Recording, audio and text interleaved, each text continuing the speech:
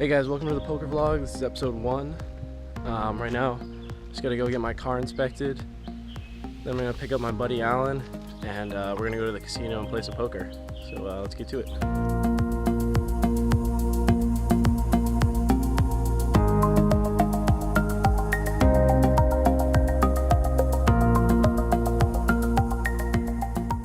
Hey, I'm Alan. John introduced me earlier. I'm buddies with him, went to college together, knew him since sophomore year of high school, where we met before at indoor track, but he didn't recognize me when we met again. And I was like, hey John, and he's like, who are you? I don't remember this. But we became great friends in sophomore year English with a hot teacher named Mrs. Shutt. Shout out Miss Shutt if you're watching. Shout out Miss Shutt. Anyways, here's John. He's driving. I'm gonna do the hands. We get Jack 7 in the small blind, suited. Jack 7 of spades, I believe. There's a bunch of limps. We went behind for $1 more. Big blind checks. Take a flop 6 ways. Flop comes 8, 8, 4, 2 spades. We check, checks around. Turn comes offsuit king. At this point, we could bet, but in a 6-way pot, it's hard to get folds. Because even if they have just a tiny piece, they're gonna call usually. So I check it, checks around again, and we take a river. River comes 9 of spades. So we have the jack high flush now. I choose to bet $5, and the other gun player calls as well as the cutoff. I flip thinking I'm good, and the under the gun player flips over queen 10 of spades for the queen high flush.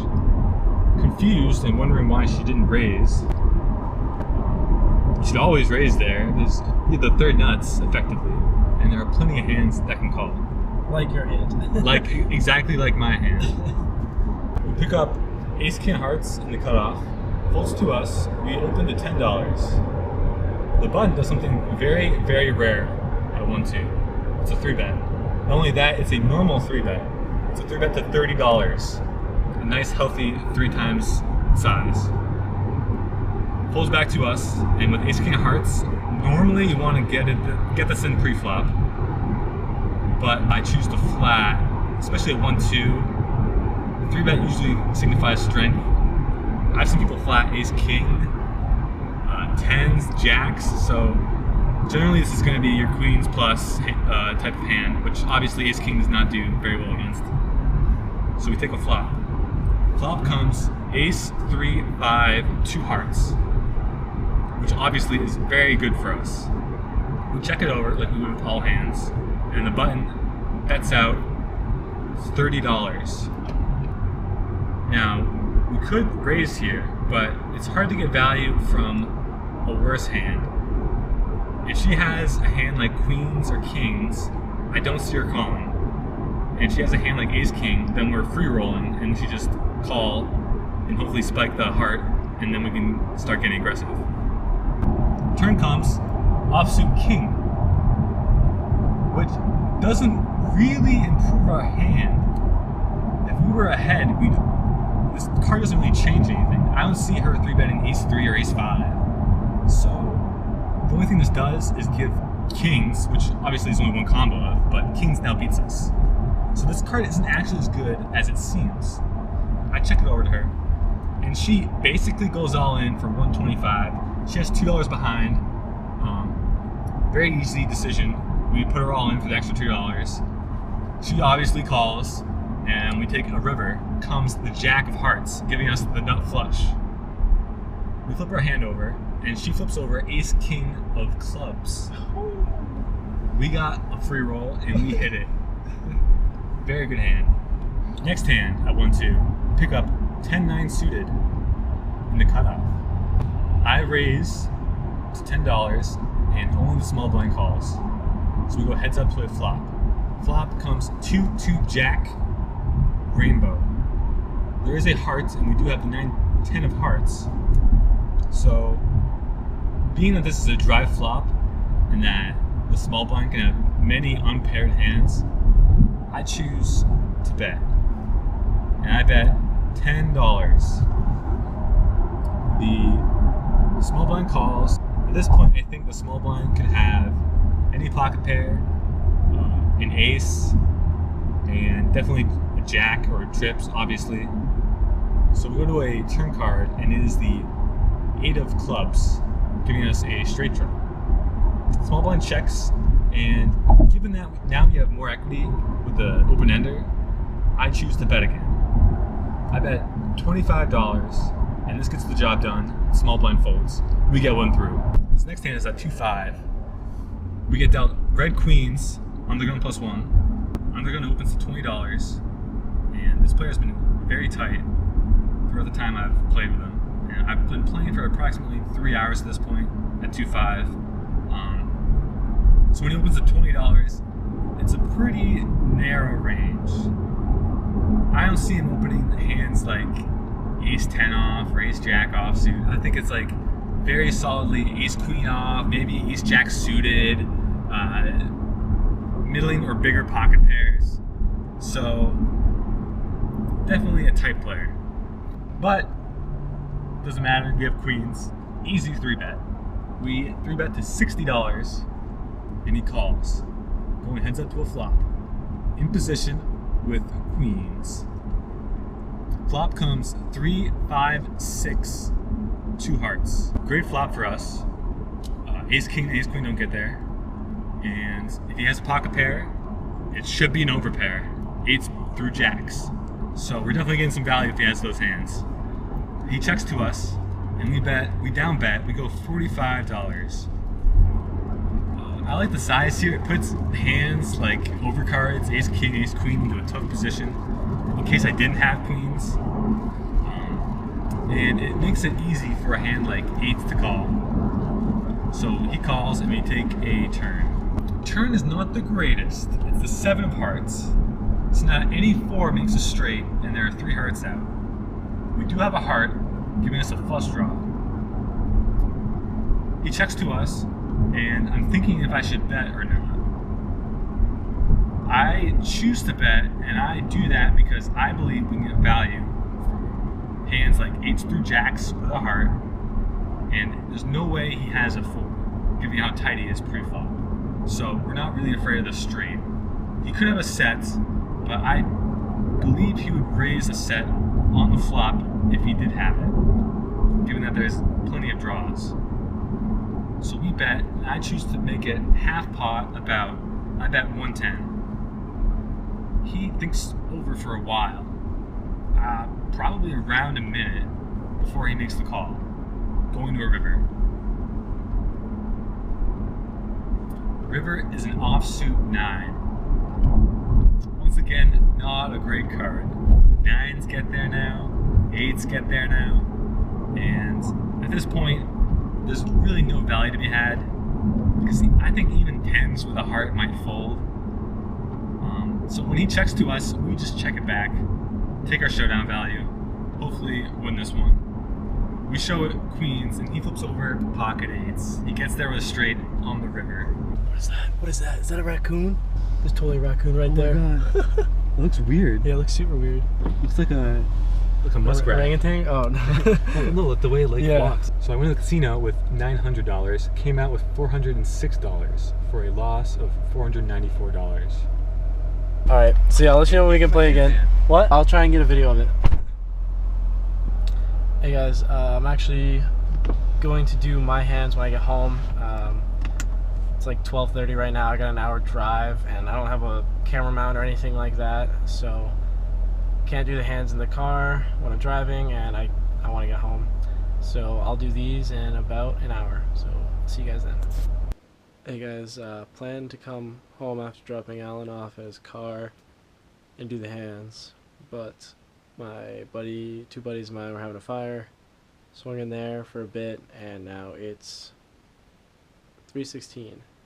So I'm gonna go to bed, and I'll do the hands tomorrow. Alright, hey guys, it's now the next day. It's about 2 o'clock, just got my car inspected, and I'm just at my house right now. So let's get to the hands. 10-7 of hearts on the button, and a rec player that limps a lot of hands and likes to call down. limps are in the earlier position. It folds to me and I raise to 25. Generally, I wouldn't raise over a limp with this hand unless it's a rec player that's really really passive and calls down. So I raise, and then the big blind calls and the limper calls. The flop is Jack 10-7 with 2 spades. So really connected, a lot of bad turn cards. We want to bet. We don't want to check and then have an 8 roll off, a 9, a spade, another jack, even a king or ace or queen's bad. So I bet pretty big. I bet $60. Big blind, who's an older lady, raises to 150. And when she raises, she always has it. I've never seen her bluff. I've never seen her raise like top pair, top kicker. It's at the minimum she has Jack 10 here. Maybe Jack 7, but probably Jack 10, Jacks, 10s, or 7s, or 8, 9. So she has a lot of value. And like I said, I've never seen her bluff. So if she's bluffing here, good for her. But she also knows the rec player likes to call, so I don't think she's going to be bluffing into him and into me. But she raises to 150, and then the rec player calls. He's probably on a draw. I fold because, like I said, 10-7 is just not going to make the cut here. I'd probably call her raise with Jack 10, Jacks, 10s, 7s, and 8, 9, and fold everything else. And we can get away with that. So the turn's an ace. The big blind jams, the rec calls, and the big blind shows Jack 10 offsuit for 2 pair, and the rec player had ace 8 of spades, so he rivered a flush. So I had the right idea. She had 2 pair and kind of assumed he was on a draw when he calls. Alright, so this one's a little weird. I have 8, 9 of clubs in the hijack, I believe, and a rec player limps in front of me. I raise to 25. A mega nit calls me. Like, this guy will flat ace king. He'll flat kings. He folded jacks to a single raise. He only gets it in pre-flop with aces. Just the classic mega nit. So I'm terrified. I'm hoping to flop trips or 2 pair here. A reg calls in the big blind, and then the rec player that limp calls. Flop is king 9-8 with 2 spades. So luckily we drill 2 pair, which is nice. I bet 75, and only the Nick calls. So at this point he has aces, pocket kings, ace king, and that's probably it. So the turn's a 5. I jam for his remaining 100. He calls. He side calls. The river's a safe card, low card. I show quickly because he's a nice guy, so I show before the river's even dealt because I know that he probably has aces or ace king. I show, and then he shows aces, so we take that one. A lot of these hands are me just hitting flops and calling down or betting big, and people call me with worse. So this hand, there's a limp. He's a aggro player post flop, but passive pre flop. Once in a while he'll get out of line pre flop, but he limps. And then I have ace 9 in the cutoff, I believe, and I raise to 25. I really want to isolate him, get him to myself, and if someone in the big blind comes along, then that's fine too, because in the big blind there's some rec players. Or there's a rec player. So the big blind calls, who's a rec player, and the limper calls. The flop is 9-7-3 with 2 clubs. The aggro player, of course, bets $75, and I call. No point in raising here because he's an aggro player, so if I raise here, he's going to fold out all his bluffs, and he's only going to call me with better. He might call with like 9-10, 9, like a worse 9, but he has way more combinations of bluffs and air balls that he's going to continue barreling with than he has value. So we just call. Turns another 7. It's a pretty good card because there's less chance that he has pocket sevens or 9-7 or 7-3. I don't know if he'd have 7-3, but less combos of that. He bets 80 now, and I call. So river's a 6, and 10-8 gets there. But I think he's only calling with 10-8 suited pre-flop, and he might even raise that. So I'm not too concerned about 10-8. There's only 4 combos of that, and it's just not that big of a deal. He's going to have so many air balls. So he bets 250, I call, and he shows king-8 of spades for just an airball bluff. Analyzing the hand a little bit further, ace-9 is actually one of the better hands to call with here. I'd rather call with ace-9 than aces, because when I have ace-9, it lessens the chance that he has a hand like 9-7 or pocket 9s, and I don't block any of his bluffs. So if I had like pocket jacks, then I block jack 10, which he might bluff with, especially if I have a club, then that's something he might bluff with. So having a 9 is actually good here. It's a better call than aces. The best hand to call with here on the river would be 9-10, because then you block 10-8 suited, which is his most likely value hand on the river there. So just something to think about when you're calling down. Blockers really come into effect when you're making hero calls, or not really hero calls, but making calls. All right, so this is probably one of the crazier hands I've played in live poker. First big hand I get into for the session, actually. Haven't played live poker in 4 or 5 months. This was a great welcoming gift. So I get kings in the small blind. There's one limp, and a drunk wreck player raises to $15. I 3-bet to $60. Going for the classic 4x here. When you're out of position, you usually want to do 4 times their raise. When you're in position, 3 times. It's a good rule of thumb. So he calls. No surprise there. The flop is 5-7-9 with 2 spades, and we have the king of spades and the king of clubs. I c-bet for $75. Looking back, I should have definitely sized up here. A size more like 110, even 120 would probably be good against this player, because if he has a piece, he's probably not going to fold. He might even float with. He's probably going to float with overs here too. So the big blind calls. The turn is the 3 of spades, so it brings in the flush, and I check to him because he's going to have more flushes than me, and it's not a good card. If it was a blank, I'd continue betting, but since it's a flush, we can still bet and get value from pocket pairs with a spade, but this guy's been stuck, so I thought I might check it to him and induce a bluff, and he might even bet if he has like jacks with a spade, 10s with a spade. So I check, and then he quickly takes his stack of 25s, a big stack of 25s, and pushes it forward, and he only has $42 behind. So he bets 375 with the stack, and like I said, has 42 behind. I think for a bit, and first realized that having the king of spades is actually really good here, because if I had aces with a spade, then I block some of his overcards that he'd float with on the flop that he's now bluffing with. So like ace queen, ace of spades, ace jack, ace of spades, ace 10, ace of spades. I don't know if he's that loose.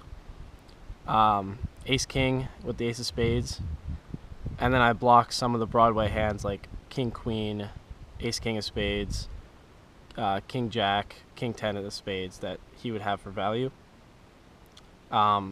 And if he does have a flush, then I do have some outs to a bigger flush, unless he has the ace of spade combinations, then I'm just dead. But having the king of spades is one of the best hands I can have here, and I'm not going to have that many flushes. And even though he's a rec player, I like to sometimes play close to game theory optimal. So kings with a spade, way too good of a hand. And exploitively thinking, if he has a flush, I really don't think he's going to bet 375 into a pot of 280. He's probably going to bet like 140 on the turn and then go all in on the river. It's usually what happens. With those factors, I go all in for his remaining 40. You might as well just get the rest in, because if he does have the ace of spades, I want to get value from that, or other bluffs like jacks or tens with a spade or whatever. The river's a low card, it's a 3, and before I can show, he shows ace of spades, queen of diamonds. So we called it right. So we scooped that one. Quite the hand for my first big pot back from not playing poker for 4 or 5 months. So I was in the game for $654, and we cashed out for $17 or $17.84. So we got a profit of $11.30, which is pretty nice because I've been struggling lately in live poker and online poker. So it was nice to book a win. And we played for 5 hours, so pretty solid hourly. And yeah, thanks for watching. We'll try to get a video up every week or two. It's kind of hard because Alan works, and I live like an hour away from the casino. So we'll try to get these videos going. Also thinking about doing a hand analysis where you guys can submit hands in the comments. We pick the hands and we'll go through the hands in Equilab and Pio. If you guys are interested in that, maybe do that once every 2 weeks or something. I'd love to do that. I love going over hands. So yeah, just let us know what you guys want to see, and we'll deliver. Thanks for watching.